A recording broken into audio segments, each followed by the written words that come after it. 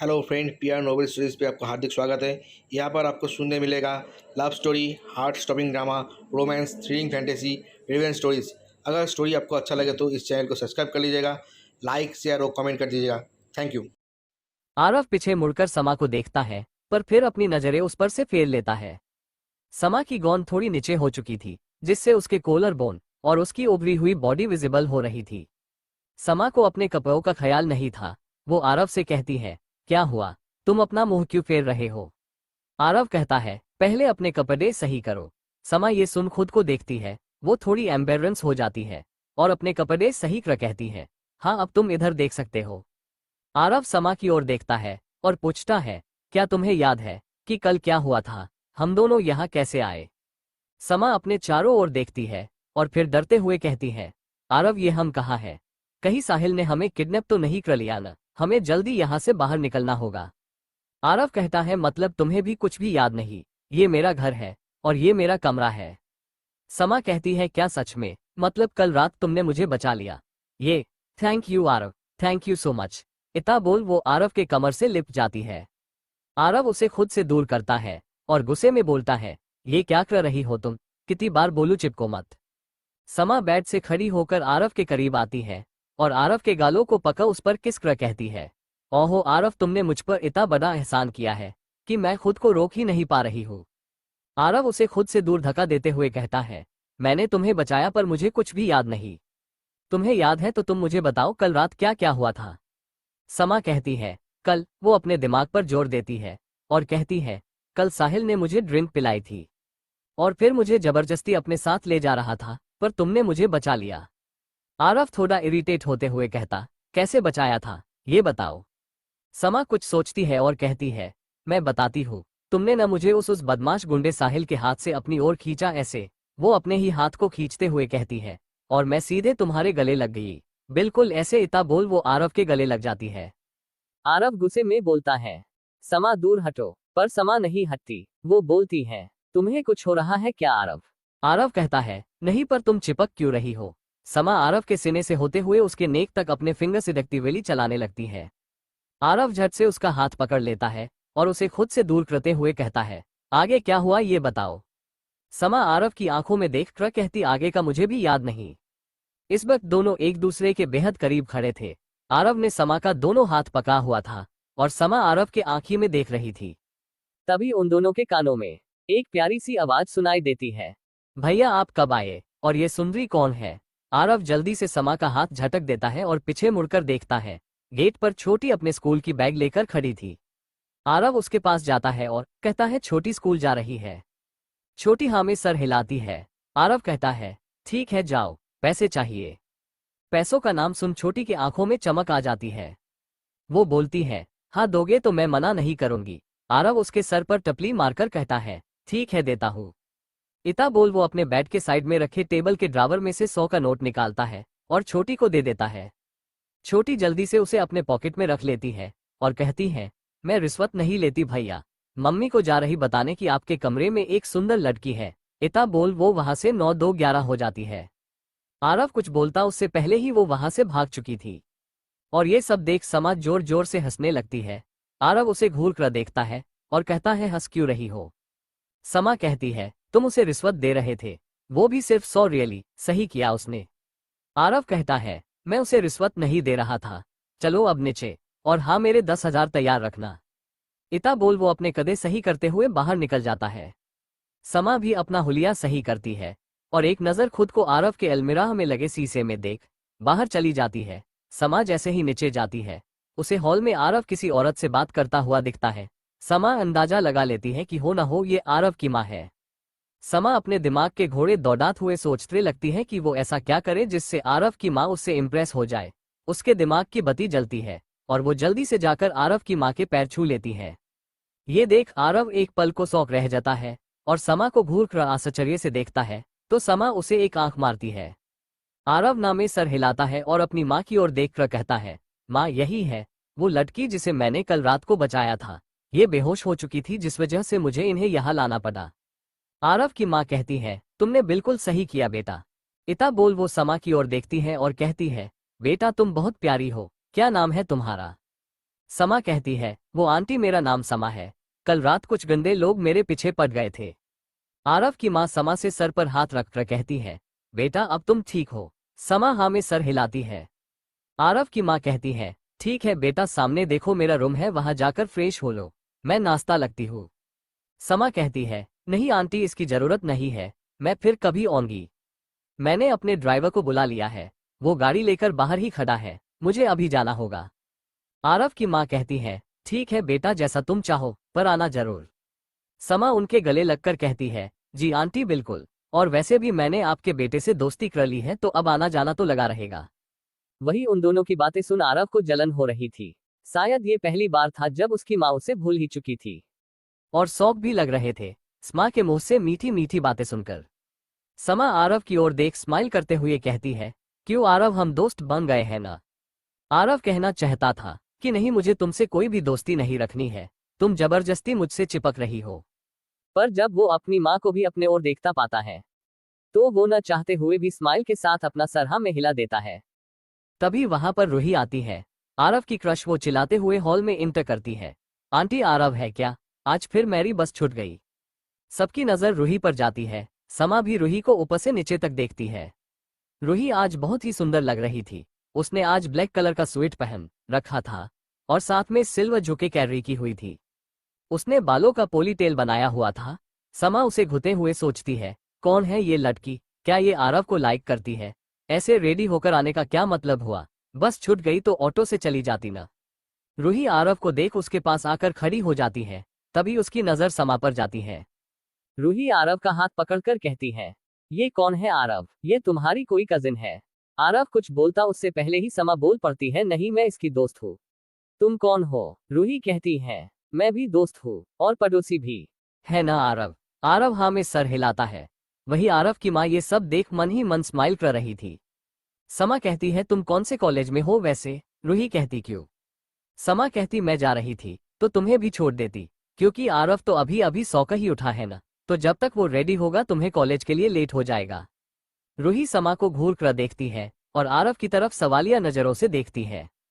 तो आरव कहता है, हाँ रूही ये सही कह रही है, मेरा इंतजार करोगी तो लेट हो जाएगा, चली जाओ इसके साथ।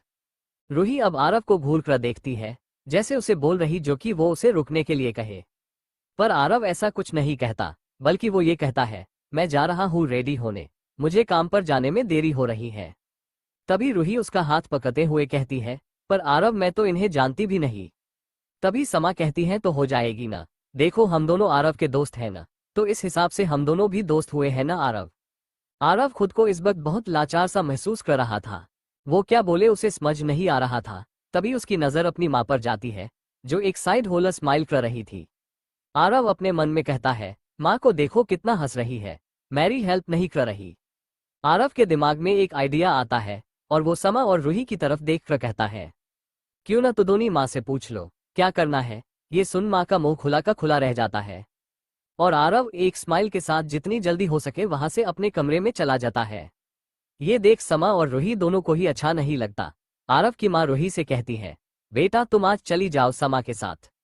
रूही कहती है, जी आंटी, और इतना बोल वो समा को घुते हुए बाहर चली जाती है। समा भी आंटी को बाय बोल बाहर चली जाती है। इधर कमरे में आरव अपने बेड पर बैठा हुआ था और खुद से ही बातें कर रहा था। कल रात क्या हुआ था, मुझे कुछ याद क्यों नहीं, और मेरा शरीर इतना दुख क्यों रहा है, जैसे कि मैंने बहुत सारा वर्कआउट किया हो। इधर राजवंश विला में सभी लोग हॉल में बैठे हुए थे, राहुल, आलिया और ममता। सबके चेहरे लटके हुए थे सिवाय आलिया के। ममता कहती है, क्यों दामाद जी मालिका आई नहीं अब तक? राहुल कहता है, सासू माँ उसका फोन भी बंद आ रहा, क्या करे, कहीं हमारा ये मौका भी हाथ से न निकल जाए। वही आलिया ये जानकर खुश हो रही थी। वो अपने मन में ही सोचती है, अच्छा हुआ जो मालिका नहीं आए, अब मैं राहुल के साथ टाइम स्पेंड करूंगी। पता नहीं उसके अंदर ऐसा क्या है जिसके लिए मेरी माँ इतना पागल है। तभी मेन हॉल का गेट खुलता है और वहां से राजीव अंदर आता है। उसे देख ममता और राहुल खड़े हो जाते हैं। अब तक जो उनके फेस लटके हुए थे वो अब खिल चुके थे।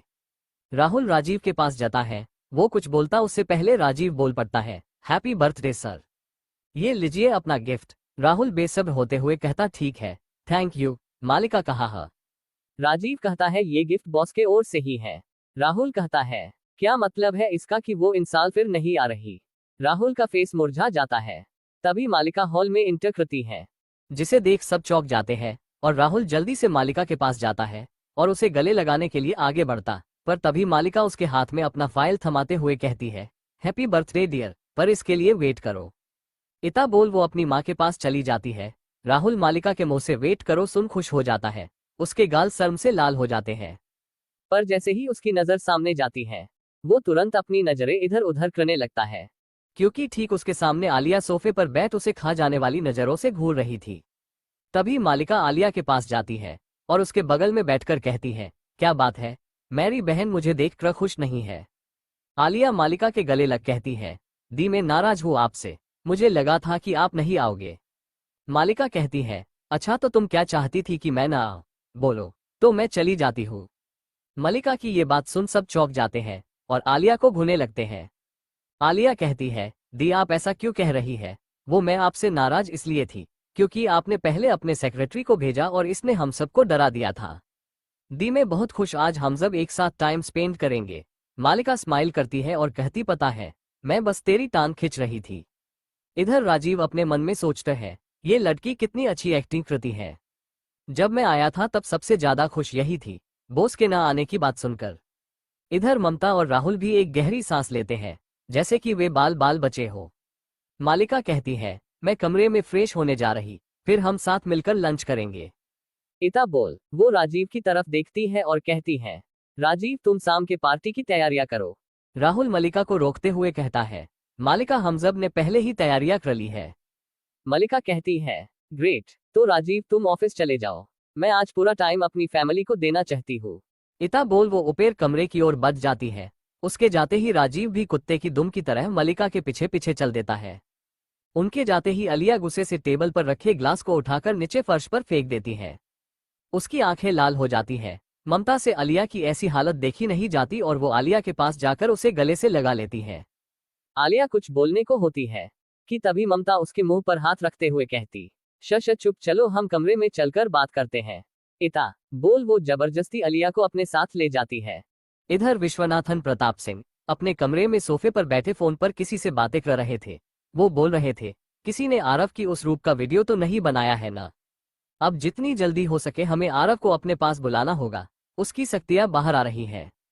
इससे पहले कि वो दुनिया के सामने आए, उठा लो आरव को। उधर से आवाज आता है, जी जी मालिक। कॉल कट कर विश्वनाथ प्रताप सिंह खुश होते हुए कहते हैं, बहुत इंतजार किया, अब बहुत जल्द मेरा पोता मेरे साथ होगा, अपनी पूरी शक्तियों के साथ। शाम के करीब 6 बजे। इधर आरव महाराजा होटल में टेबल की साफ सफाई कर रहा था। तभी वहां उसका दोस्त राजेश आता है और उसे छेते हुए कहता है, क्या भाई लड़की मिली तो दोस्त को भूल गया? आरव ये सुन चौंक जाता है। वो सोचता है कि कहीं इसे मेरे और बॉस के बारे में पता तो नहीं चल गया, पर वो कैसे पता चल सकता है? तभी सुरेश कहता है, अब क्या उसके ख्यालों में खो गया?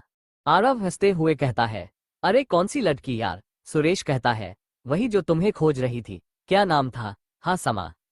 आरव समा का नाम सुन चिढ़ जाता है और कहता है, वो लड़की? सुरेश कहता है, हाँ हाँ वही, कहाँ तक बात पहुंची? आरव अपने मन में कहता है, अगर मैंने इसे सब बताया तो ये सवाल पर सवाल पूछेगा और फिर मुझे छेड़ेगा। इससे अच्छा मैं इसे बोल देता हूँ कि उस लड़की को कोई गलत फहमी हो गई थी। हाँ। सुरेश कहता है, अरे बताना कहाँ खो जाता है आजकल? आरव कहता है, भाई उस लड़की की बात ही मत करो, उसे गलत फहमी हो गई थी। उसे लग रहा था कि मैं उसका कोई दोस्त हूँ, मेरी शकल उसके दोस्त से मिल रहा था, बस। तभी वहां मैनेजर आता है और उन दोनों को कानाफूसी करते देख अपने कड़क आवाज में बोलता है, क्या हो रहा है? अपने मैनेजर की बात सुन आरव और सुरेश दोनों सीधा खड़े हो जाते हैं। सुरेश कहता है, कुछ नहीं सर, बस ऐसे ही, अब घर जाने का वक्त हो गया है, तो वही बात इससे पूछ रहा था। मैनेजर कहता है, ठीक है तो तुम जो, मुझे आरव से कुछ बात करनी है। सुरेश आरव की ओर देखता है तो आरव अपने पलकों को झपकाकर उसे जाने का इशारा करता है, जिसके बाद सुरेश वहां से चला जाता है। उसके जाने के बाद मैनेजर आरव से कहता है, आरव मैं तुम्हारे काम से बहुत खुश हूँ, तुम मन लगकर काम करते हो, तुम्हें कोई शिकायत नहीं आई है अब तक। आरव अपना सर झुकाकर कहता है, जी थैंक यू सर। मैनेजर कहता है, आज यहाँ एक खास गेस्ट आए हुए हैं, रूम नंबर 202 में, मैं चाहता हूँ तुम जाकर उन्हें सर्व करो। आरव कहता है, पर सर मेरी शिफ्ट खत्म हो चुकी है। मैनेजर कहता है, हाँ, उसके लिए मैं तुम्हें एक्स्ट्रा पैसे दे दूंगा, बहुत मोटी पार्टी है, टिप्स भी अच्छा खासा देगा और ज्यादा से ज्यादा आधा या 1 घंटा लगेगा, उसके बाद तुम चले जाना। आरव कुछ सोचता है, पर तभी मैनेजर उसे रिक्वेस्ट करते हुए कहता है, आरव मना मत करना प्लस। आरव अपने मन में कहता है, 1 घंटे की तो बात है, चला जाता हूँ। वैसे भी आज मुझे कोई लेने आया नहीं है अभिक, ये सोच वो हाँ कर देता है। इधर मौर्या होटल में पार्टी जोरों शोरों से चल रही थी। मालिका कुछ लोगों से घिरी हुई थी। तभी वहां राहुल आता है और कहता है, मालिका पापा तुमसे मिलना चाहते हैं। मालिका ने आज ब्लैक साड़ी पहन रखी थी, नेट की और ऊपर से ब्लैक कोट डाली हुई थी, जो कि बहुत ही एलिगेंट, स्टाइलिश और साथ में प्रोफेशनल लुक भी दे रहा था। उसने बालों का पोली टेल बनाया हुआ था, होठों पर पिंक लिपस्टिक और हमेशा की उसकी नीली आंखें। मालिका को जो भी देख रहा था बस देखता ही रह जाता है। आज उसने मास्क नहीं पहना था क्योंकि यहाँ सारे लोग उसके जान पहचान के ही थे। चलिए वापस आते हैं कहानी पर। मालिका हाँ में गर्दन हिलाती है और एक्सक्यूज बोलकर राहुल के पास चली जाती है। राहुल मजाकिया लहजे में बोलता है, जान पार्टी मेरे लिए है, पर फुटेज सिर्फ तुम्हें मिल रही है। आज तुम कातिल लग रही हो, आज तुम अपना प्रॉमिसाए निभाओगी ना? मालिका कहती है, कौन सा प्रॉमिस? राहुल कहता है, देखो अब कोई बहाना नहीं, 1 साल हो गए हैं जान। मुझे हमारी शादी के बाद की वो पहली रात लौटा दो जो हस्बैंड वाइफ के लिए बहुत खास होता है। उस रात मैं तुम्हारा वेट करता रहा पर तुम नहीं आई थी, याद है ना? और तब से आज तक मैं उस पल के लिए तड़प रहा हूँ। मालिका उसके मुंह से ऐसी बातें सुन एक व्यंग्यमत स्माइल करती है और अपने मन में ही कहती है, कैसे भूल सकती हूँ? मैं नहीं आई तो तुमने वो रात मेरी बहन के साथ मना लिया और अब मैंने भी अपना सब कुछ किसी और को सौंप दिया। राहुल कहता है, मैंने यहाँ हमारे लिए एक स्पेशल रूम बुक किया है जहाँ हमें वो पहली रात वाली ही फीलिंग आएगी। मालिका कुछ नहीं कहती, वो बस स्माइल कर रही थी। दोनों बात करते करते एक 60 साल के करीब के आदमी के पास आकर रुक जाते हैं। मालिका जल्दी से उनके पैर छूती है और कहती है, कैसे हैं अंकल? ये है मिस्टर धनराज, राहुल के पिता। मिस्टर धनराज कहते हैं, कितनी बार कहूँ, पापा बोलो, अंकल नहीं। मालिका कहती है, जी पापा। मिस्टर धनराज कहते हैं, तो बेटा कब मुझे दादा बना रही हो? मेरी आंखें तरस रही है अपने पोते पोतियों को देखने के लिए। मालिका उनके इस बात पर कुछ नहीं कहती, वो बस स्माइल करती है। तभी वहां आलिया और ममता आ जाती है। आलिया ने भी आज पिंक शॉर्ट वन पीस पहनी हुई थी जो कि उसके घुनों तक थे, वो भी बहुत ही सुंदर लग रही थी। ममता आते के साथ कहती है, हाँ भाई साहब, मैं तो इन्हें बोल बोलकर थक गई हूँ, अब आप ही समझाइए। वे सब बात कर ही रहे होते हैं कि तभी मालिका का फोन रिंग होने लगता है। वो सबको एक्सक्यूज बोल वहां से दर हट जाती है। इधर आरव महाराजा होटल के कमरा नंबर 202 में जाता है खाने की ट्रे लेकर। उस कमरे में कोई नहीं था। तभी आरव को बाथरूम के गेट खुलने की आवाज सुनाई देता है। आरव बाथरूम की ओर देखता है, वहां एक 30 साल के करीब का एक आदमी अपने कमर में टॉवेल लपेटे बाथरूम से बाहर आता है। वो काफी गूढ़ लुक एक था। वो आदमी आरव को ऊपर से नीचे तक बड़े ही ध्यान से देखता है और फिर आरव के करीब आते हुए उससे पूछता है, तुम्हारा नाम आरव है? आरव हाँ में अपना सर हिलाता है। तो वो आदमी आरव के बेहद करीब आकर खड़ा हो जाता है और आरव के गाल को टच कर कहता है, यहाँ कुछ लगा था। आरव एक पल को तो उसके टच से सहम सा जाता है, पर फिर थैंक यू बोल खाना टेबल पर रखने लगता है और जैसे ही रखकर पीछे मुड़ता वो उस आदमी के चौए सीने से टकरा जाता है। वो खुद को गिरने से संभालता उससे पहले ही वो आदमी झट आरव की कमर पकड़ लेता है और आरव को अपने बेहद करीब कर लेता है। आरव खड़ा होने की कोशिश करते हुए कहता है, सर मैं ठीक हूँ, छोड़िए। वो आदमी जिसकी नजर आरव के होठों पर गड़ी थी, उसे सिवाय उसके होठों के जैसे और कुछ नजर नहीं आ रहा था और ना कुछ सुनाई दे रहा था। वो आदमी आरव की बातों को अनसुना करते हुए उसके होठों की तरफ बढ़ रहा था। आरव को जब यह एहसास होता है तो वो उस आदमी को धक्का देते हुए खुद से दूर करता है और कहता है, सर आप ये क्या कर रहे थे? मैं लड़का हूँ, शायद आप नशे में है इसलिए आपको पता नहीं चल रहा। मैंने खाना सर्व कर दिया है, अब मैं चलता हूँ। किसी चीज की जरूरत हो आप आवाज दे दीजिएगा, मैं यही बाहर रहूंगा।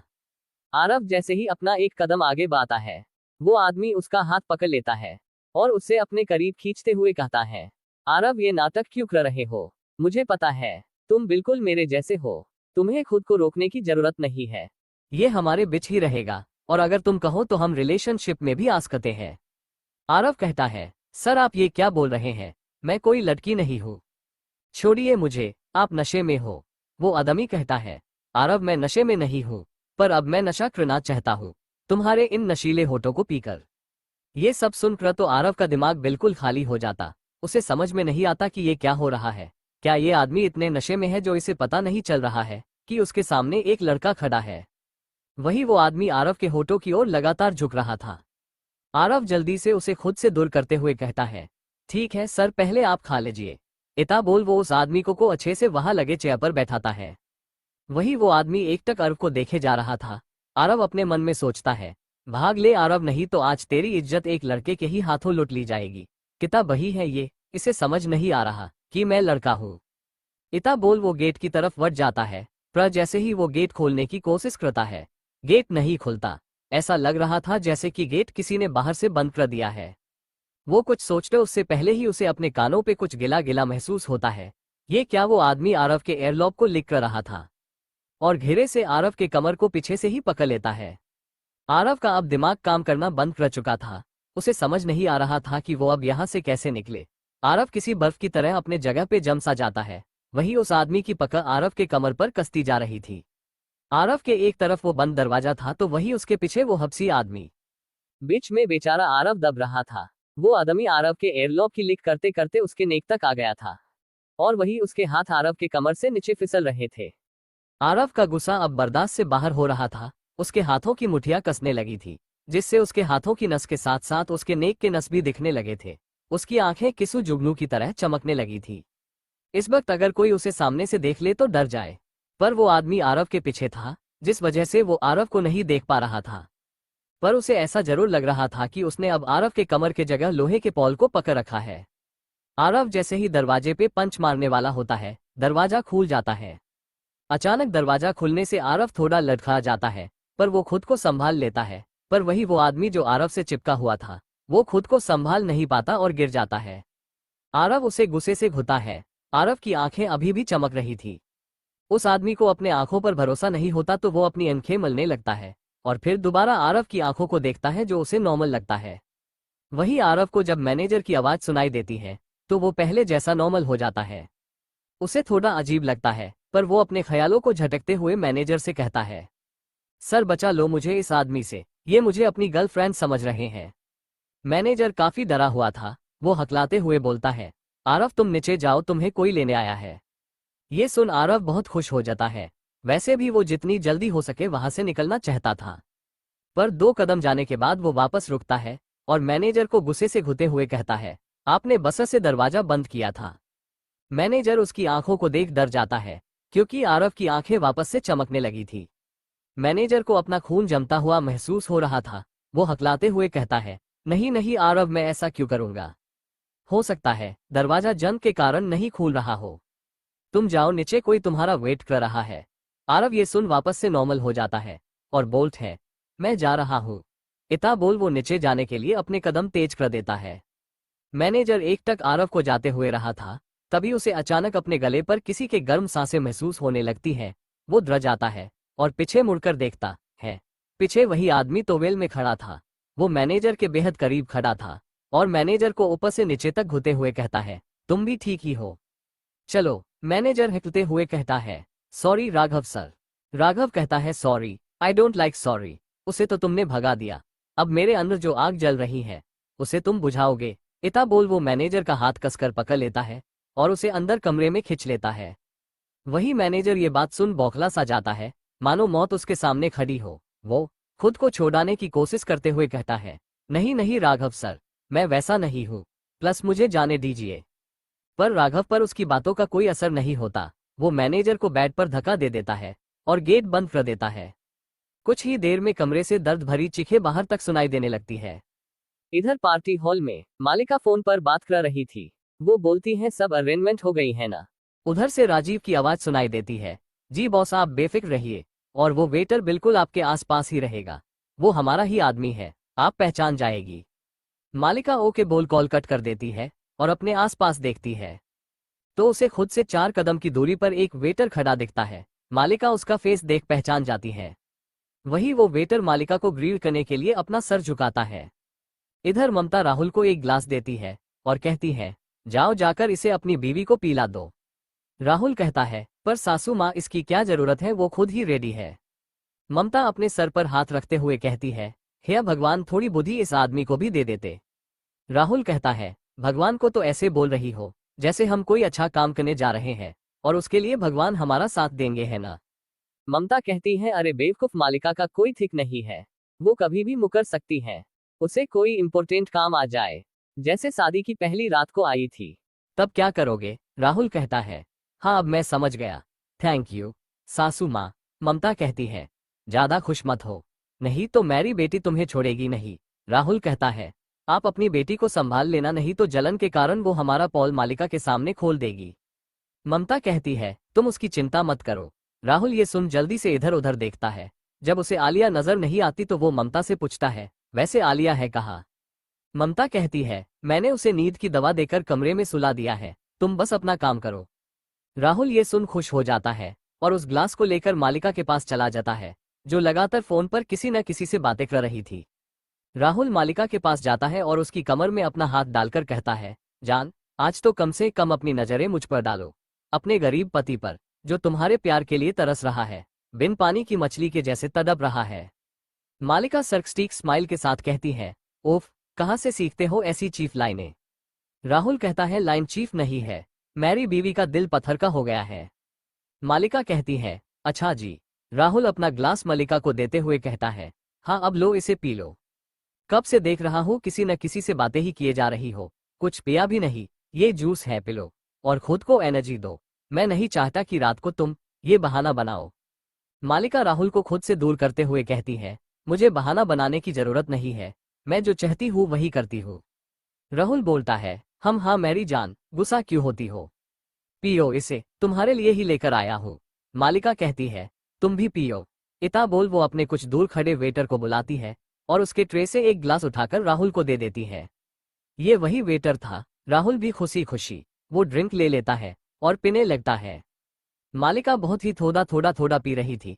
तभी वहां राजीव आता है और मालिका से कहता है, बॉस। मालिका राजीव को देख राहुल से कहती है, राहुल बस 5 सेकंड, मैं आती हूँ। राहुल कहता, पहले ये जूस तो खत्म कर लो। मालिका स्माइल करती है और जल्दी से जूस का ग्लास आधा खत्म कर वहां खड़े वेटर को दे देती है। राहुल ये देख खुश हो जाता है और कहता है, मैं वेट कर रहा हूँ तुम्हारा।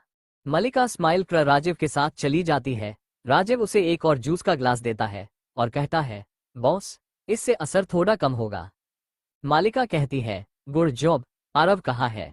राजीव कहता है, बॉस वो बस विला पहुंचने ही वाला होगा। इधर आरव जितनी जल्दी हो सके बाहर आता है और उसे लेने आए हुए आदमी के जाकर गले लग जाता है और कहता है, थैंक गॉड तुम आ गए, और उससे दूर होकर गुस्सा करते हुए कहता है, पर लेट क्यों आए? वो आदमी आरव के आंखों में पट्टी बांधते हुए कहता है, मैं तो कब से आया हुआ था, तुम ही बाहर नहीं आए। आरव कहता है, अच्छा ठीक है, कल से और पहले आना। वो आदमी आरव को कार में बैठाते हुए कहता है, क्यों, कुछ हुआ है तुम्हारे साथ? तुम ठीक हो? आरव कुछ सोचते हुए कहता है, नहीं कुछ नहीं, मैं बस तुम्हारा इंतजार कर रहा था। वो आदमी भी ज्यादा कुछ नहीं पूछता। कुछ ही देर में आरव फार्म हाउस पहुंच चुका था।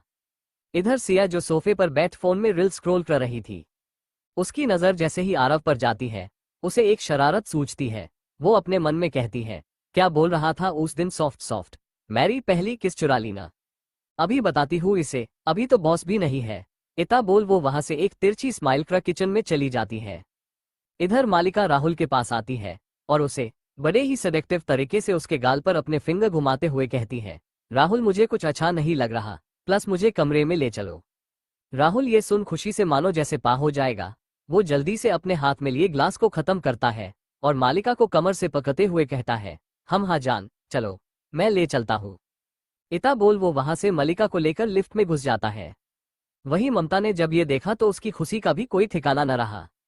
इधर वो आदमी आरव को कमरे में ले गया और उसे कमरे में छोते हुए कहता है, बॉस आ रही है और जब तक बॉस नहीं आती तुम ज्यादा इधर उधर मत करना और बॉस की कोई भी चीजों को हाथ मत लगाना। आरव हाँ में सर हिलाता है तो वो आदमी गेट बाहर से बंद कर वहां से जैसे ही जाने को होता है, वो देखता है सिया एक नौकर के साथ वही आ रही है। वो आदमी कहता है, सिया मैम। सिया कहती है, हाँ रवि, ये अंदर जो है उसका खाना है, अंदर रखवा दो। रवि हाँ में सर हिलाता है और वापस से गेट खोल खाना अंदर रखवा देता है और कहता है, खाना रख दिया है, खा लेना। आरव जल्दी से हाँ में अपना गर्दन हिलाता है। उसे भूख तो सच में लगी थी। आरव अपनी आंखों की पट्टी खोलता है और एक बार खाने को देखता है। उसमें बहुत अच्छी स्मेल आ रही थी। खाने में पराठा, मटर पनीर और खीर थी, जो कि आरव को बहुत पसंद है। आरव एक नज़र खाने को देखता है और फिर एक नज़र खुद को। उसे कुछ अच्छा नहीं लग रहा था। वो बोलता है, मुझे खुद से घिन आ रही है। एक काम करता हूँ, पहले नहा लेता हूँ, फिर खाऊंगा। इता बोल वो बाथरूम की ओर बढ़ जाता है। वही सीबी कमरे के बाहर खड़ी थी, दरवाजे पर अपने कान लगाए हुए, ताकि अंदर की आवाज सुन सके। वो बुदबुदाते हुए कहती है, अब तक कोई आवाज क्यों नहीं आई? इसने अभी खीर खाई नहीं है क्या? अरे किता, वेट करना पड़ेगा। इधर पार्टी में राहुल मालिका को संभालते हुए उसे एक कमरे में ले जाता है और मालिका को बेड पर बैठाते हुए उससे कहता है, मालिका जान, आई लव यू। तुम्हें नहीं पता मैंने इस दिन का कितना इंतजार किया है। बस एक बार तुम मैरी हो जाओ। आई प्रॉमिस मैं किसी के भी तरफ अपनी आंखें उठाकर नहीं देखूंगा, सिर्फ तुम्हारा बनकर रहूंगा। मालिका राहुल को खुद से दूर करते हुए कहती है, राहुल पहले लाइट ऑफ कर दो प्लस। राहुल कहता है, ओ तो मैरी जान को शर्म भी आती। ओके मैं बंद कर देता हूँ। देखना तुम मैरी आज के परफॉर्मेंस के बाद मैरी फैन हो जाओगी। राहुल अब पूरी तरह से नशे में चूर हो चुका था, ड्रग्स उस पर हावी हो चुका थे। इधर आरव थोड़े ही देर में बाथरूम से बाहर आता है। वो इस वक्त सिर्फ एक टॉवेल में था। वो खुद को ऐने में देखता है और कहता है, ओ कितना भयानक था वो सब। मैं वो सब भूल नहीं पा रहा। खैर आज मैं सिर्फ बॉस के वजह से ही बचा हूँ, नहीं तो पता नहीं क्या होता मेरा। तभी उसे अपने पेट से गुड़ गुड़ की आवाज सुनाई देती है। तब उसे एहसास होता है कि उसे भूख लगी है। वो खाने की तरफ बढ़ता है और सोफे पर पालथी मारकर बैठ खाना खाने लगता है। वो खाने से पहले कहता है, खीर मेरी फेवरेट है, तो इसे मैं लास्ट में खाऊंगा। इता बोल वो पराठा और मटर पनीर पर टूट पड़ता है। इधर बाहर सीबी की बैठे बैठे आंख लग जाती है। कुछ ही देर में उसे किसी के कदमों की आवाज के साथ साथ मालिका की आवाज भी सुनाई देती है, जिससे उसकी आंखें खुल जाती है। जो शायद फोन पर किसी से बातें कर रही थी। वो बोल रही थी, ध्यान से, कोई भी गलती नहीं होनी चाहिए। उस लड़की को काम होते ही बाहर निकाल लेना। सीबी हड़बड़ा जाती है, उसे कुछ समझ नहीं आता, पर तभी उसकी नजर बड़े से गमले पर जाती है। वो जल्दी से वहां रखे एक बड़े से गमले के पीछे छिप जाती है। तभी उसे कमरे के अंदर से भी आरव की चीखने की आवाज सुनाई देने लगती है। सिबी अब अपना सर पकड़ लेती है और रोनी सी शकल बनाकर कहती है, ओह गॉड, अब मैं क्या करूं? बॉस को अब पता चल जाएगा, फिर मेरा क्या होगा? गॉड प्लस मुझे यहाँ से कैसे भी गायब कर दो। वो ये सब बोल ही थी कि तभी मालिका जल्दी से कमरे का दरवाजा खोलकर देखती है। आरव का फेस बिल्कुल रेड हो चुका था। उसके होंठ लाल थे और वो इधर उधर पानी खोज रहा था, पर पानी कहीं था ही नहीं। मालिका उसके पास जाती है और उसके फेस को पकड़ कहती है, चेरी क्या हुआ? आरव खाने की तरफ इशारा करता है। मालिका समझ जाती है और वो बिना वक्त गवाए आरव के होठों पर अपने होठ रख उसे किस करने लगती है। आरव इसके लिए बिल्कुल भी रेडी नहीं था। उसकी आंखें मालिका के किस करने से बड़ी बड़ी हो जाती हैं। पर आया वो मालिका का साथ देने लगता है। उसके मुंह की जलन धीरे धीरे कम होने लगी थी। अब दोनों के टंग एक दूसरे में उलझे हुए थे और दोनों ही अपनी किस में खो चुके थे। वहीं बाहर सीबी धीरे से गमले के पीछे से निकल कमरे के अंदर झांकने की कोशिश करती है, पर जब वो मालिका और आरव ऐसे एक दूसरे को पैशनेटली किस करते देखती है, तो वो जम सी जाती है। उसका मुंह खुल जाता है और उसकी आंखें ऐसी लग रही थी जैसे अभी बाहर ही आ जाएगी। न चाहते हुए भी उसके मुंह से आवाज निकल जाती है, बा बॉस। मालिका ने सीबी को पहले ही देख लिया था। उसके स्वेट का दुपट्टा गमले से नहीं छिप पाया था, पर उस वक्त मालिका के लिए आरव के पास जाना ज्यादा जरूरी था। मालिका आरव के होठों को छोड़ बिना सीबी की तरफ देखे कड़क आवाज में कहती है, खड़ी क्या हो जाओ, पानी लेकर आओ। सीबी मालिका की बात सुन जितनी जल्दी हो सके वहां से गिरते पड़ते 9-2-11 हो जाती है। मालिका आरव से पूछती है, अब ठीक हो तुम? आरव एक गहरी सांस लेता है और मालिका को उसके कमर से पकड़ खुद के बेहद करीब करते हुए कहता है, हूँ बट आई वॉन्ट मोर। इता बोल वो मालिका के बालों में अपने हाथ घुसा लेता है और एक कंफर्ट पोजीशन बनाते हुए उसके के होठों पर अपने होठ रख देता है और मालिका के होठों को सक और किस करने लगता है। आज मालिका को आरव के किस में एक अलग सा दबाव महसूस हो रहा था। उसे ऐसा लगता है जैसे कि आरव उसके होठों के साथ साथ उसके अंदर की सारी एनर्जी को भी सक कर रहा हो। कुछ ही देर में मालिका के होठ दर्द करने लगे थे। मालिका आरव को खुद से दूर करने की कोशिश करने लगती है, पर आरव की पकड़ मालिका पर कसती ही जा रही थी। आरव की आंखें इस वक्त बंद थी। तभी वहां सीबी आती है और गेट नॉक करती है। मालिका आरव को धक्का देते हुए कहती है, आरव होश में तो हो? जिसे सुन आरव अपने होश में आता है और हकलाते हुए कहता है, ओह हाँ हाँ बॉस। मालिका अपने होठों को टच करती है। ऐसा लग रहा था जैसे उसके होठों में जान ही नहीं बची हो। वो बिल्कुल सुन्न हो चुके थे। मालिका आरव को घूरती है और फिर वो खुद को संभालते हुए सीबी के हाथ से पानी का ग्लास लेकर आरव को देते हुए कहती है, पियो इसे। आरव जल्दी से पानी का ग्लास लेता है और उसे एक सांस में पी जाता है। वही सीबी धीरे से वहां से खिसकना चाह रही थी और जैसे ही वो जाने के लिए पीछे मुड़ती है, उसके कानों में एक कपकपा देने वाली ठंडी आवाज सुनाई पड़ती है, कहाँ जा रही हो तुम? मैंने तुम्हें जाने को कहा। सीबी के पैर वही जम से जाते हैं और वो वापस मालिका की ओर मुड़ जाती और अपना सर नीचे कर खड़ी हो जाती है। मालिका कड़क आवाज में पूछती है, क्या चल रहा है? सीबी कहती है, बॉस वो कुछ भी नहीं, मुझे नहीं पता। मलिका कहती है, अच्छा तो तुम कमरे के बाहर गमले के पीछे क्यों छिपी हुई थी?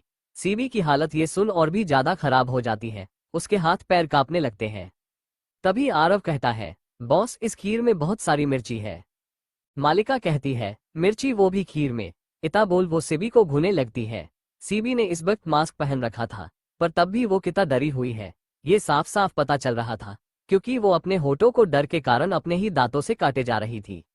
मालिका सीबी को घुते हुए कहती है, अब अगर तुमने अपना मुंह नहीं खोला तो फिर अपनी हालत की जिम्मेदार तुम खुद होगी। वही आरव को कुछ समझ नहीं आ रहा था कि वहां क्या हो रहा है, कौन है ये लड़की और बॉस उसे क्यों डांट रही।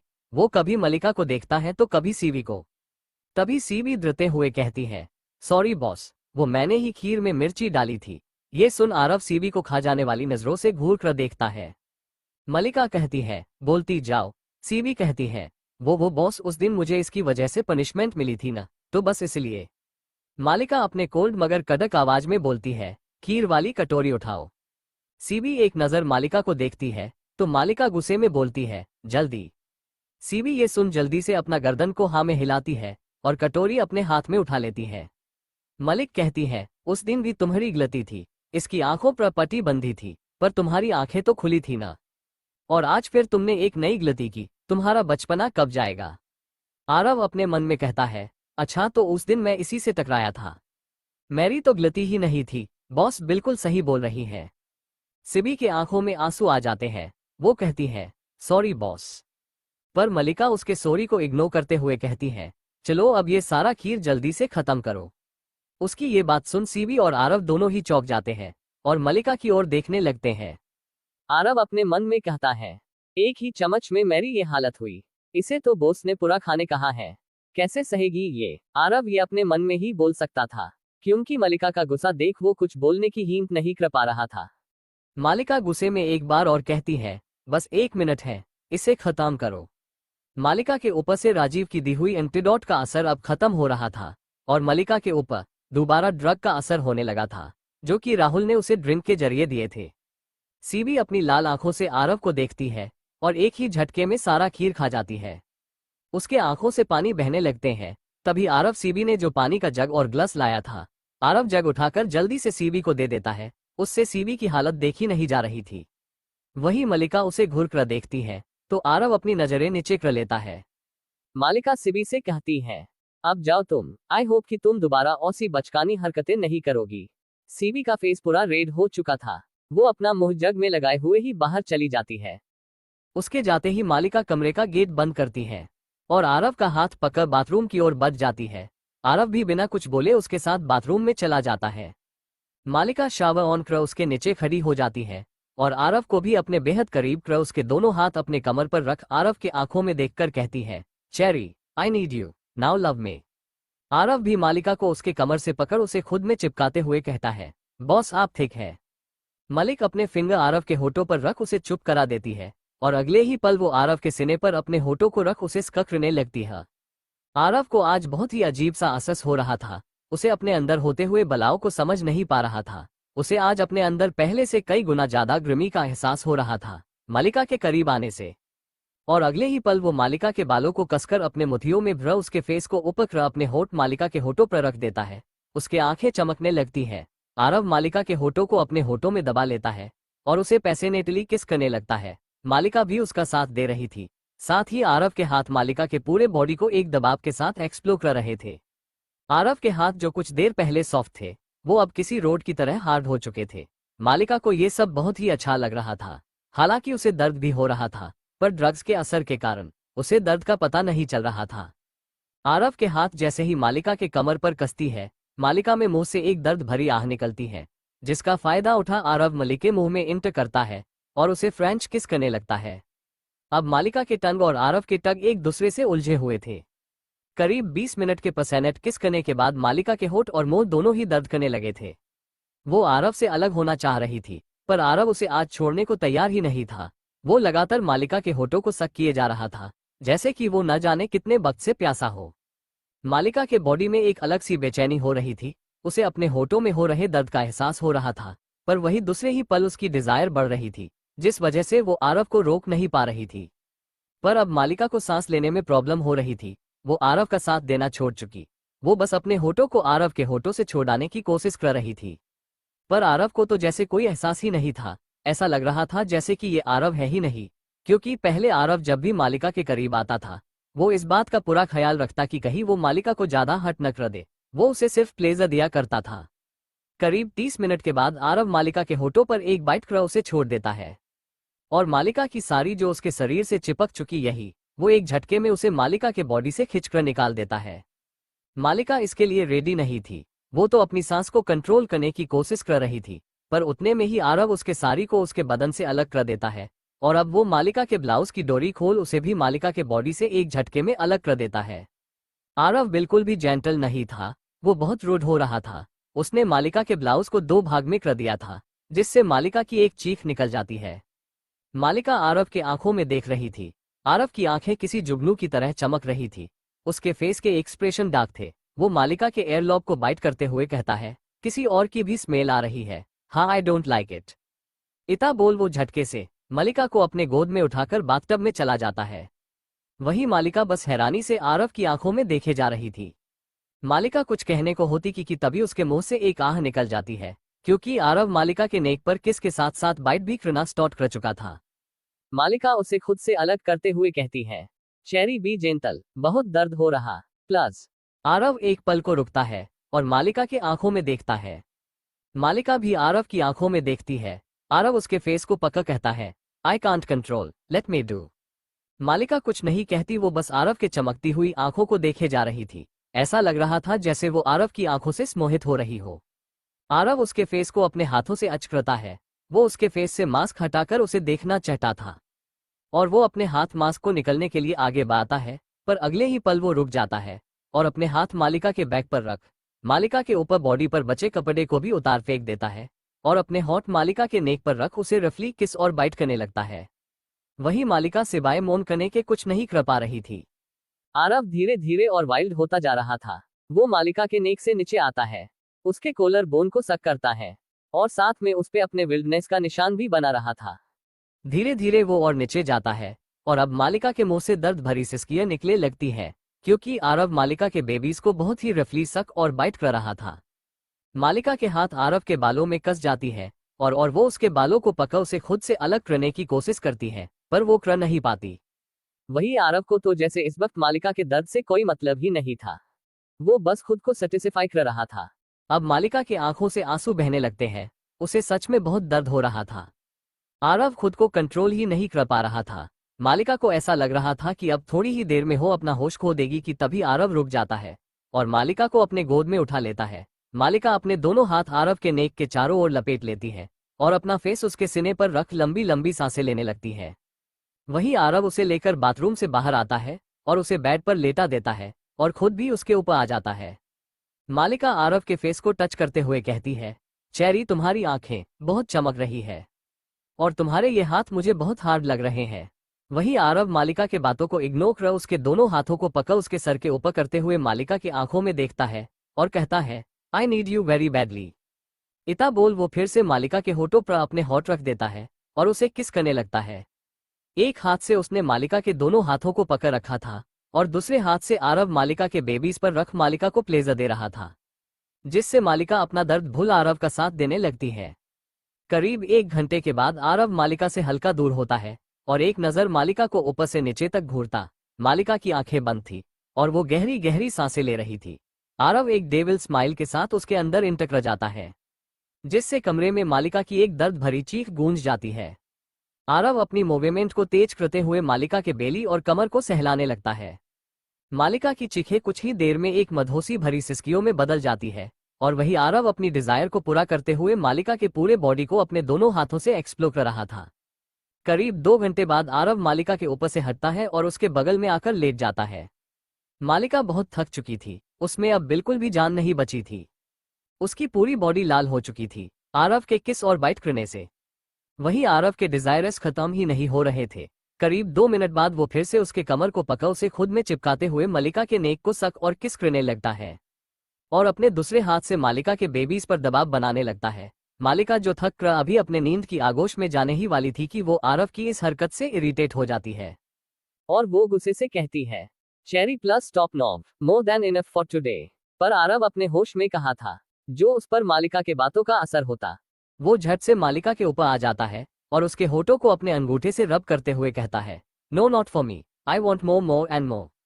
मालिका उससे कुछ बोलती उससे पहले ही आरव अपने होठ मालिका के होठों पर रख उसे चुप करा देता है। मालिका के होठ बुरी तरह सूज चुके थे। आरव अपने हाथ धीरे धीरे मालिका के कमर से नीचे ले जाने लगता है। वही जब मालिका को जब ये एहसास होता है तो वो किसी मछली की तरफ छटपटाने लगती है। आरव मालिका के होठों को छोड़ उसके नेक पर आ जाता है और उसे सक और लिक करते हुए अपने फिंगर मालिका के सॉफ्टनेस पे रख उसे मूव करने लगता है। मालिका न चाहते हुए भी मौन करने लगती है। ये देख आरव के चेहरे पर एक बार फिर एक डेविल स्माइल आ जाती है और कुछ ही देर में वो फिर से मालिका में समा जाता है और उसके ऊपर हावी हो जाता है। सुबह के करीब 3 बजे जाकर ये सब बंद होता है। आरव मालिका के अंदर से झटके से बाहर आता है, जिससे मालिका के मुंह से एक हल्की सी आह निकलती है और साथ में उसके आंखों से आंसू के कुछ बूंदे भी। आरव मालिका के बगल में जाकर लेट जाता है और उसे अपने ऊपर क्रस हो जाता है। मालिका की आंखें भी बंद हो जाती है। सुबह के करीब 8 बजे होटल के एक कमरे में एक बड़े से बेड पर राहुल अपने दोनों हाथों को स्ट्रेच करते हुए अपनी आंखें खोलता है।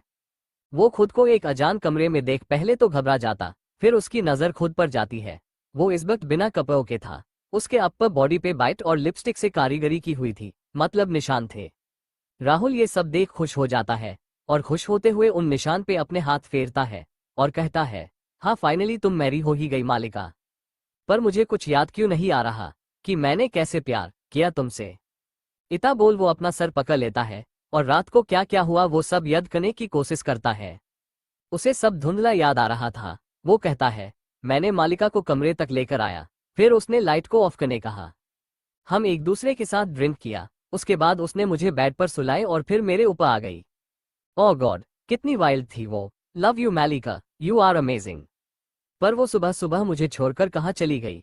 अगर तुम यहाँ होती तो हम मॉर्निंग रोमांस करते। इतना बोल वो अपने हाथ सीने पर फेरता है और एक गहरी सांस लेते हुए कहता है, मैं कॉल तो कर ही सकता हूँ।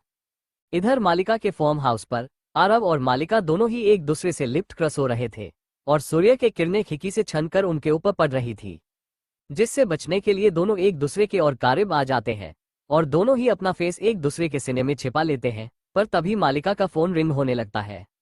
मालिका की आंखें फोन की रिंग से खुल जाती है, पर वो खुद को 1 इंच भी हिला नहीं पा रही थी, क्योंकि आरव इस वक्त मालिका को अपना बेड समझ के उसके ऊपर ही सोया हुआ था। मालिका का पूरा बॉडी अकसा गया था। उसे ऐसा लग रहा था जैसे उसकी बॉडी सुन्न हो गई हो, पर फिर भी वो अपनी पूरी ताकत लगाकर आरव को खुद के ऊपर से साइड करती है, जिसके बाद उसे अपनी बॉडी में एक तेज दर्द का एहसास होता है, जिसके कारण उसके मुंह से एक आह निकल जाती है। आरव को साइड करते वक्त उसके ऊपर से वो पतली चादर भी हट जाती है, जिससे उसकी नजर अपनी नेकर बॉडी पर जाती है, जिसे देख उसकी आंखें बड़ी बड़ी हो जाती है। उसके पूरे बॉडी में बाइट के निशान थे और वो सभी निशान नीली पड़ चुके थे। कहीं कहीं से तो हल्का ब्लड भी आया हुआ था। ये सब देख तो मालिका का सर फटने लगा था। वो गुस्से में अपने दांत पीसते हुए आरव की ओर देखती है, पर आरव ये सबसे बेफिक्र अभी भी सो रहा था। तभी टेबल पर रखा मालिका का फोन दोबारा बजता है। मालिका फोन लेने के लिए उठने की कोशिश करती है, पर उसके लोअर पार्ट में बहुत तेज दर्द होता है, जिससे उसके मुंह से एक और दर्द भरी आह निकल जाती है। उसे समझ नहीं आ रहा था कि उसे इतना दर्द क्यों हो रहा। इतना तो फर्स्ट टाइम भी नहीं हुआ था। वो आरव की ओर देखती है और कहती है, न जाने क्या किया है इसने मेरे साथ, और देखो मुझे दर्द देकर खुद कैसे आराम से सोया हुआ है। बस देखने में ही मासूम है, पर बाकी के मामलों में किसी भेड़िया से कम नहीं है। कल इसने अच्छे से फायदा उठाए मेरे नशे में होने का। इतना बोल वो आरव के गाल पर एक जोर का चाटा लगा देती है, जिससे आरव की नींद हल्की खुल जाती है। पर फिर भी वो अपनी आंखें नहीं खोलता, आंखें बंद किए हुए ही अपनी गाल को सहलाने लगता है और कहता है, बॉस मारो मत, आई वॉन्ट यू। इता बोल वो मालिका के कमर को पकड़ उसमें अपना फेस छिपाकर वापस सो जाता है। उसे ऐसा करता देख मालिका नामे अपना सर हिलाती है और अपने दर्द को कंट्रोल करते हुए अपने हाथ फोन की तरफ बढ़ा देती है जो लगातार बज रहे थे। वो फोन लेकर उस पर कॉल करने वाले का नाम देखती है, जिसे देख उसके चेहरे के पर एक डार्क एक्सप्रेशन आ जाते हैं। वो एक गहरी सांस लेती है और फिर एक नजर आरव को देख कॉल पिक कर लेती है। कॉल पिक करते ही उधर से एक नाराजगी भरी आवाज आती है। हेलो जान, तुम कहाँ हो? तुमने ये ठीक नहीं किया। सुबह सुबह कौन अपने पति को ऐसे होटल में छोड़कर जाता है, वो भी इस हालत में? मालिका स्माइल करते हुए कहती है, गुड मॉर्निंग मेरे प्यारे पतिदेव, आंखें खुल गई तुम्हारी, तुम सो रहे थे इसलिए नहीं उठाया। ये सब बोलते बोलते न जाने कब उसके हाथ आरव के बालों में चलने लगे थे। वही आरव जो अभी आधी नींद में था, वो मालिका के मुंह से पतिदेव सुन पूरी तरह होश में आ जाता है। उसके कान खड़े हो जाते हैं। न जाने कैसे पर उसे फोन की दूसरी साइड की भी आवाजें साफ साफ सुनाई दे रही थी, जबकि फोन स्पीकर पर बिल्कुल नहीं था। राहुल कहता है, सुबह सुबह अगर मेरी जान रात की तरह ही मेरी बाहों में होती तब सच में मेरी मॉर्निंग सबसे बेस्ट मॉर्निंग होती। और न जाने वो मॉर्निंग कब आएगी, मेरी जान के पास तो टाइम ही नहीं रहता। मालिका कहती है, हूँ बहुत जल्द आएगा, मेरी अभी एक मीटिंग है, हम बाद में बात करते हैं। राहुल कहता है, ओके मेरी जान, पर पहले मेरे एक सवाल का जवाब दो। मालिका कहती है, जल्दी बोलो। राहुल कहता है, लास्ट नाइट तुम सेटिस्फाई तो हुई ना, तुम खुश हो ना मेरी परफॉर्मेंस से?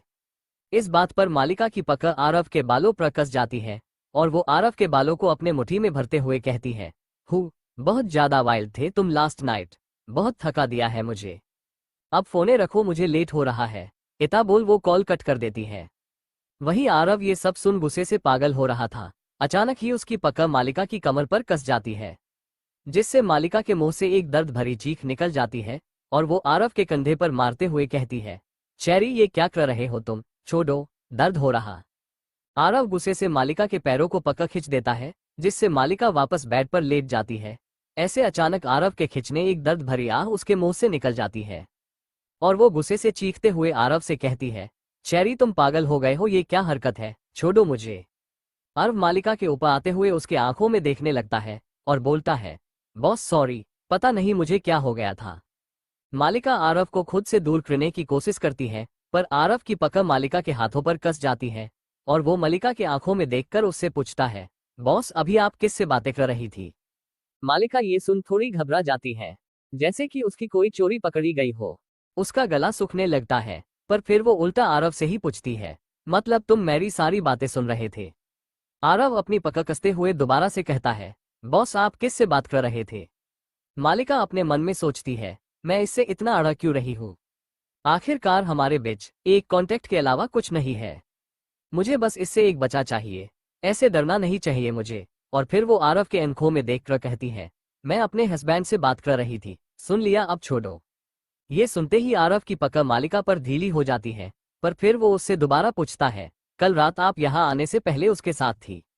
मालिका ये सुन आरव के आंखों से अपनी नजरें चुराने लगती है। उसे न जाने क्यों पर आरव की आंखों ने देखने से डर लग रहा था। आरव की आंखों में कुछ बहुत ही अजीब था, वो उसकी आंखों में नहीं देख पा रही थी।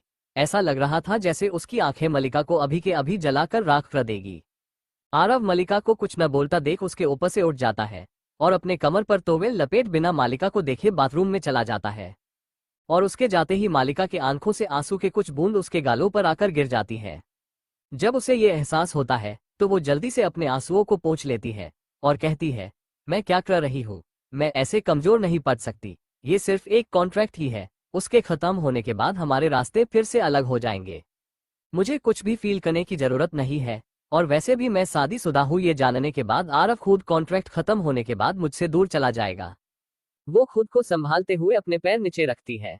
उसके पैर कांप रहे थे। वो बोलती है, ये चेरी भी ना, रात को शायद कुछ ज्यादा ही वाइल्ड हो गया था।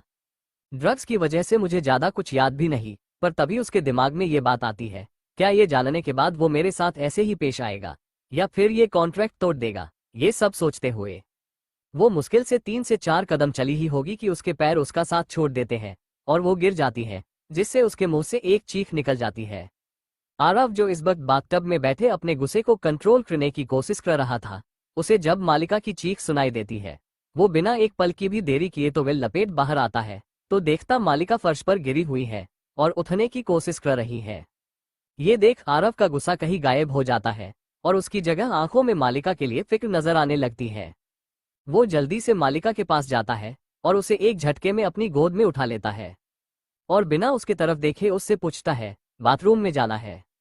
मालिका जब ये देखती है कि आरव उसके तरफ नहीं देख रहा तो उसे अपने दिल पर छुरियां चलती महसूस होती है और उसके होठों पर एक द्रव भरी स्माइल आ जाती है। मालिका आरव के गले में अपने हाथ लपेटते हुए घेरे से कहती है, हूँ। आरव उसकी हाथ सुन वो बाथरूम को और अपने कदम बढ़ा देता है। आरव मालिका को बाथटब में बैठाकर जाने को होता ही है कि मालिका उसका हाथ पकड़ लेती है और आरव को देखने लगती है। आरव भी मालिका की ओर देखता है और फिर अपना मुंह दूसरी ओर मोड़ लेता है और कहता है, बॉस प्लस मेरा हाथ छोड़िए। मालिका कहती है, क्यों, तुम ऐसे क्यों बिहेव कर रहे हो चेरी। आरव की मुठिया कस जाती है पर वो खुद के गुस्से को कंट्रोल करते हुए कहता है, बॉस आपने मुझसे सच छिपाया, क्यों। मालिका कहती है, चेरी मैंने तुमसे कहा था कि मुझे एक बेबी चाहिए। अब कोई शादीशुदा औरत ही ये चाह सकती है ना। तुम नहीं समझे तो इसमें मेरी कोई गलती नहीं है और वैसे भी हमारे बीच कोई रिश्ता नहीं है सिवाय एक कॉन्ट्रैक्ट के, तो तुम्हें ये सब नहीं सोचना चाहिए। आरव अब खुद को कंट्रोल नहीं कर पा रहा था। वो मालिका का हाथ झटकते हुए कहता है, मुझे यहाँ घुटन हो रही है, मैं यहाँ से जाना चाहता हूँ। इतना बोल वो बाथरूम से बाहर चला जाता है। मालिका बस उसे जाते देख रही थी। वो अपने मन में कहती है, कुछ रातें क्या बिता लिए मेरे साथ, ये खुद को पता नहीं क्या समझने लगा है। बाहर आकर वो अपने गुस्से को कंट्रोल नहीं कर पाता और एक जोरदार पंच दीवार पर मार देता है जिससे दीवार पर एक क्रैंक आ जाते हैं। इधर एक बड़े से विल्ला के अंदर विश्वनाथ प्रताप सिंह एक बड़े से फोटो के सामने खड़े होते हैं। उस फोटो में एक आदमी और एक औरत एक दूसरे के हाथों में हाथ डाले खड़े थे। उनकी आंखों में आंसू थे। वो फोटो को देखते हुए बोलते हैं, माया तुम्हारा बेटा आ रहा है। अब उसके पास तुम्हारी वो सारी शक्तियां हैं। बस अब बहुत जल्द वो तुम्हें उन शैतानों से छुड़ा डालेगा। तभी उस विला के बाहर एक बड़ी सी गाड़ी आकर रुकती है जिसमें से एक लड़की निकलती है जिसके घुंघराले बाल उसके कंधे तक लहरा रहे थे। उसके बाल बिल्कुल नागिन की तरह थे। वो ब्लैक कलर के जीन्स और शर्ट में थी। उसके आंखों पर ब्लैक गूगल लगे हुए थे। उसने पैरों में बूट पहन रखे थे। वो गाड़ी से उतर बड़े ही स्टाइल में अपने चश्मे को हटाते हुए उस विला को देखती है और विला के अंदर जाते हुए विला के सफेद दीवालों को छू कर कुछ महसूस करने की कोशिश करते हुए कहती है, सौर्या तुम्हारी खुशबू आज भी है यहाँ। इतना बोल वो विला के अंदर चली जाती है। इधर मालिका जब बाथरूम से बाहर आती है तो वो देखती है अर्व कपड़े पहनकर सोफे पर बैठा है। उसने अपनी आंखों पर पट्टी भी बांध रखी है।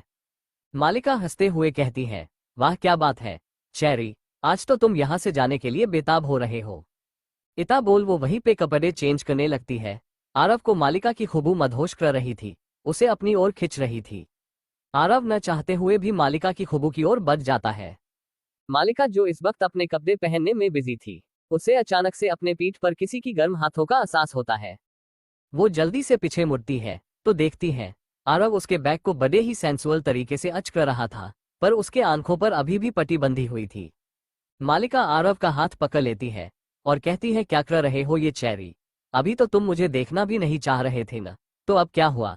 आरव मालिका को एक झटके में अपने करीब खींच लेता है और उसके कमर पर अपने हाथों को पकड़ कसते हुए मालिका के गाल पर अपना एक हाथ रख बड़े प्यार से कहता है, बॉस मुझे नहीं पता पर आपकी ये खुशबू मुझे आपकी ओर खींचती है।